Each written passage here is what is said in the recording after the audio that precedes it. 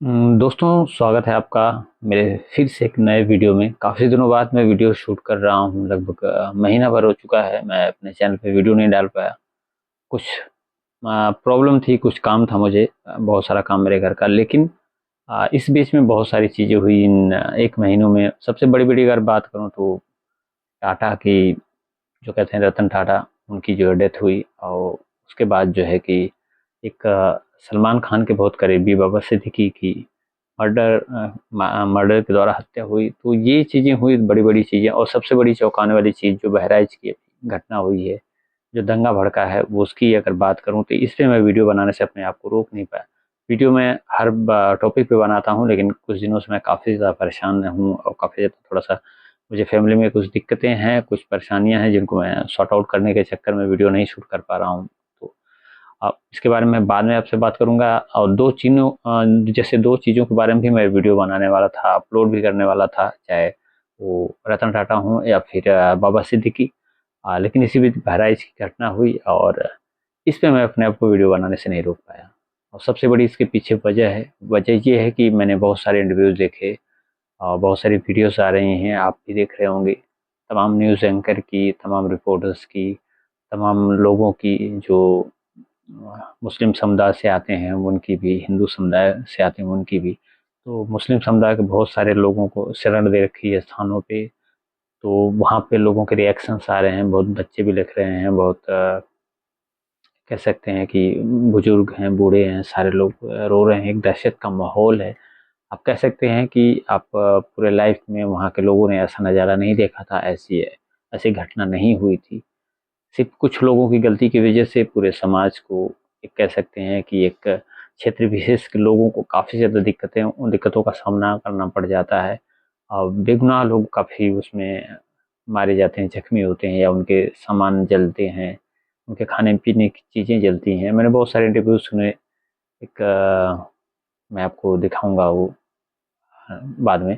एक मुस्लिम क्या, कई लोगों ने अपने इंटरव्यू अपने तरीके से दिए हैं। तो और आप कह सकते हैं ना कि जो घटना करने वाले होते हैं, उनको तो शायद वो लोग या तो भागते फिरते हैं या फिर पुलिस की गिरफ्त में होते हैं। लेकिन कुछ उसके बीच में जो ज़िम्मेदार होते हैं, उसके अलावा जो बाकी समाज के लोग होते हैं, उनको उनको उस चीज़ का खामियाज़ा भुगतना पड़ता है। चाहे दंगाइयों की तरफ से बात की जाए, चाहे फिर दंगा पीड़ितों की बात की जाए। तो ऐसे लोगों को काफ़ी ज़्यादा नुकसान होता है और वही हो रहा है। थानों पे शरण लिए हैं तमाम लोग, थाने के लोग अपने यहाँ रखे हैं उनको, उनके घर जल गए हैं, खाने-पीने की चीज़ें नहीं हैं। बच्चे, बूढ़े-बुजुर्ग सारे लोग बिलख रहे हैं। और हालाँकि ये एक धार्मिक जो है कि अनुष्ठान है या फिर दशहरे का जो मौका होता है, काफ़ी ज़्यादा एक्साइटेड होता है सबके लिए, खुशी का मौका होता है। हर त्योहार पे सबको खुशी बाँटनी चाहिए, चाहे हिंदू, मुसलमान, चाहे कोई हो। मेरे यहाँ ये एरिया में भी हमेशा दुर्गा प्रतिमा लगती है, हालाँकि दशहरे के दिन ही मेरे यहाँ भी होता है। और हमारे यहाँ के कुछ मुस्लिम्स हैं जो साथ में पार्टिसिपेट करते हैं और कभी पता नहीं चलता है कि हिंदू, मुस्लिम क्या है, सारे लोग साथ में मिलके, मतलब बहुत सारा सहयोग सबके साथ रहता है, चाहे ईद हो, चाहे दीपावली या फिर दशहरा। तो मुझे लगता है कि बाकी जगहों पे ऐसा होना चाहिए, ऐसा होता भी रहा होगा, लेकिन कुछ चंद लोगों की गलती की वजह से, कुछ चंद लोगों की गलतियों की वजह से इतनी बड़ी घटना हुई, पूरा माहौल खराब हुआ, बहुत लोगों का जीवन यापन ठप पड़ गया, बहुत लोगों की गाड़ियाँ जलाई गई या नुकसान हुआ और एक व्यक्ति की तो जान चली गई इसमें। सबसे अहम बात ये है, किसी की जान चली गई। ये सबसे बड़ा एक सवाल है कि क्या हमारे धर्म से, हमारी खुशी से या फिर कह सकते हैं कि हमारे त्योहार जितने भी हैं, चाहे किसी की ईगो से बढ़ के जान की कीमत नहीं है। किसी ने एक ने अगर गलती की तो दूसरे को ज़रूरी नहीं होता गलती करना, और वही हुआ इस घटना में। अ, बताया जा रहा है, जहाँ तक सुनने में आ रहा है कि गाने को लेके विवाद हुआ, गाना जो बजता है उसको लेके विवाद भी हुआ।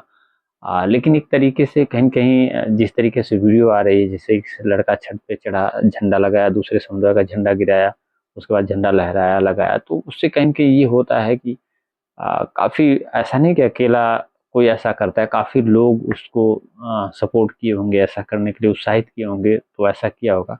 गलती तो उसने भी करी, हालाँकि उसकी जान चली गई, उसके परिवार के लोग काफ़ी दुखी हैं। किसी के परिवार में किसी की जान जाती है तो बहुत ज़्यादा उसको ये कह सकते हैं आप कितना तकलीफ होती वही समझता होगा। और उसकी पत्नी भी अभी हाल ही में शादी भी हुई थी। लेकिन उसके पीछे कौन थे आखिर, किन्होंने उकसाया कि अपनी सिर्फ मर्जी से अपने जा नहीं सकता था, इतना बड़ा जुलूस है। और दूसरी बात कि उसने अगर गलती की, छत पे चढ़ा, अगर दूसरे कम्युनिटी के झंडे को, धार्मिक आस्था को अगर उसने ठेस पहुंचाई अपने धर्म को ऊंचा दिखाने के चक्कर में, तो फिर दूसरी तरफ से रिएक्शन जो आया या रिएक्ट जो किया गया वो बहुत खराब था, वो नहीं होना चाहिए था। क्योंकि हमारे देश में कानून है, व्यवस्था है, अगर किसी के द्वारा कोई गलती या फिर किसी धार्मिक तरीके की चोट पहुंचाई जाती है, तो उसके लिए हमारे पास कानून है, न्यायपालिका है, उसका सहारा लेना चाहिए, न कि खुद फैसला करना चाहिए। और आप कौन होते हैं किसी का फैसला करने वाले, किसी को गलत साबित करने वाले, किसी को दंड देने वाले। तो जिस तरीके से युवक द्वारा मुस्लिम समुदाय के घर पे चढ़ा गया, वहाँ पे झंडा लगाया गया और उसका झंडा गिराया गया, उसके साथ रेलिंग भी टूटी, ये सही नहीं था। हालांकि उसकी जान चली गई और मुस्लिम समुदाय द्वारा, या फिर बताया जा रहा है जिस तरीके से उस समुदाय द्वारा गोली चलाई गई, उसको मारा गया, प्रताड़ित किया गया बहुत ज़्यादा, और उसकी अंततः जान भी चली गई। तो वो भी किसी तरीके से सही नहीं था, क्योंकि अगर उसने गलती की तो आपके पास न्यायपालिका है, पुलिस है, प्रशासन है। तो ये चीज़ें बहुत बुरी हो रही हैं समाज में बहुत ज़्यादा। और कहीं न कहीं लोग, तमाम लोग जो हैं, तमाम मीडिया के लोग, तमाम लोग कहीं न कहीं पुलिस प्रशासन प्रशासन को भी इसके लिए ज़िम्मेदार ठहरा रहे हैं। लेकिन मेरी राय थोड़ा-सा अलग रहती है सबसे। सब लोग कहते हैं पुलिस है, प्रशासन है, बिल्कुल है और रहने भी चाहिए, क्योंकि हमारी सुरक्षा के लिए पुलिस है, प्रशासन है। लेकिन मैं समझता हूँ कि एक नैतिक ज़िम्मेदारी भी होती है, समाज में और सारे लोग भी होते हैं।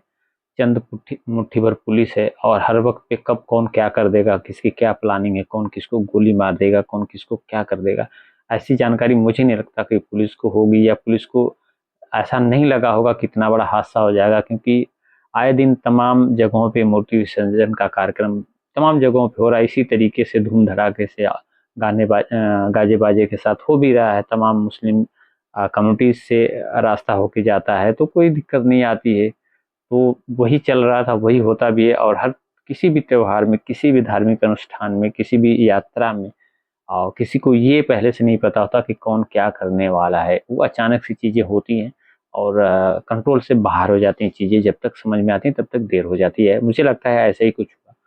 और हालाँकि पुलिस की कमी बताई जा रही है तमाम और पुलिस सुरक्षा बल वहाँ पे शायद ज़्यादा ना तैनाती नहीं थी सुरक्षा बलों की, और उसकी एक वजह भी है। मैं समझता हूँ कि अगर ऐसी कोई घटना पहले छोटी-मोटी झड़प हुई रही होती तो निश्चित तौर पे वहाँ पे ज़्यादा चौकसी रहती। लेकिन क्योंकि हर जगह पे ऐसी चीज़ें हो रही हैं, तमाम लोग देख रहे हैं, जहाँ पे मूर्ति विसर्जन का कार्यक्रम हो रहा है, जिस रास्ते से, जिस गली से हो रहा है, वहाँ पे लोग उसको ऑलरेडी देख रहे हैं, चाहे हिंदू समुदाय के लोग हों, मुस्लिम हो या किसी कम्युनिटी के लोग हों।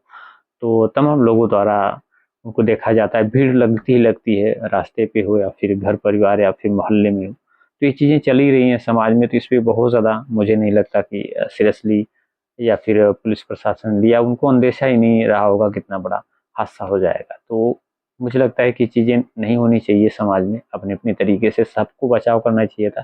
पहली बात, अगर ऐसा उस लड़के ने करने की कोशिश करी या ऐसा किया गया कि नहीं उस झंडे को उतारना है, हमको अपना झंडा लगाना है, तो उसको रोकना चाहिए था जो भी लोग थे आस-पास के, और शायद रोकते तब भी उसकी जान बचती।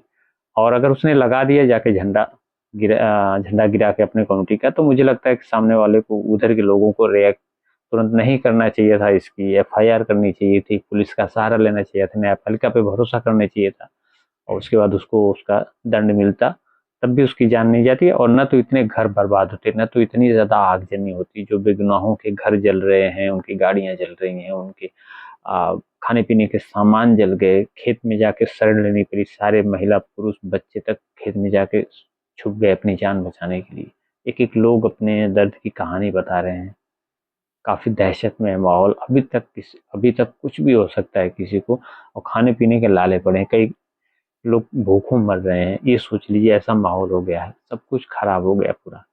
तो ये इतनी बड़ी घटना हमारे समाज में, हम सभ्य समाज में रहते हैं, सारे लोग पढ़े-लिखे हैं और हमको एक-दूसरे से कोऑपरेट करके चलना चाहिए, लेकिन समाज में ये चीज़ें हो रही हैं। ये कह सकते हैं निश्चित तौर पे एक चिंता का विषय है, और कहीं न कहीं इस बारे में सबको गंभीरता से विचार करना चाहिए कि जो भी ऐसी चीज़ें हों, तो उस पे पहली बात तो ऐसी चीज़ें किसी के धर्म को ठेस पहुँचाने के लिए कोई चीज़ें ना करी जाएँ। मेरे हिसाब से मेरे माइंड में जो चीज़ें चलती हैं, और अगर किसी ने अगर ठेस भी पहुँचाई इस चीज़ को, चाहे किसी कम्युनिटी से वो बिलॉन्ग करता हो, तो उसके लिए बाकायदा पुलिस प्रशासन या न्यायपालिका का सहारा लेना चाहिए, ताकि उस पे उचित कार्रवाई हो और समाज में कोई किसी प्रकार की हिंसा ना भड़के, जिससे कि गरीबों का, मासूमों का, या फिर जिनका कोई दोष नहीं है उनका नुकसान ना हो, उनकी ज़िंदगी खतरे में ना आए। फिलहाल आज की वीडियो में इतना है, अपनी राय कमेंट में ज़रूर दीजिएगा, और नए हैं तो चैनल को सब्सक्राइब करके सपोर्ट करिएगा। जय हिंद।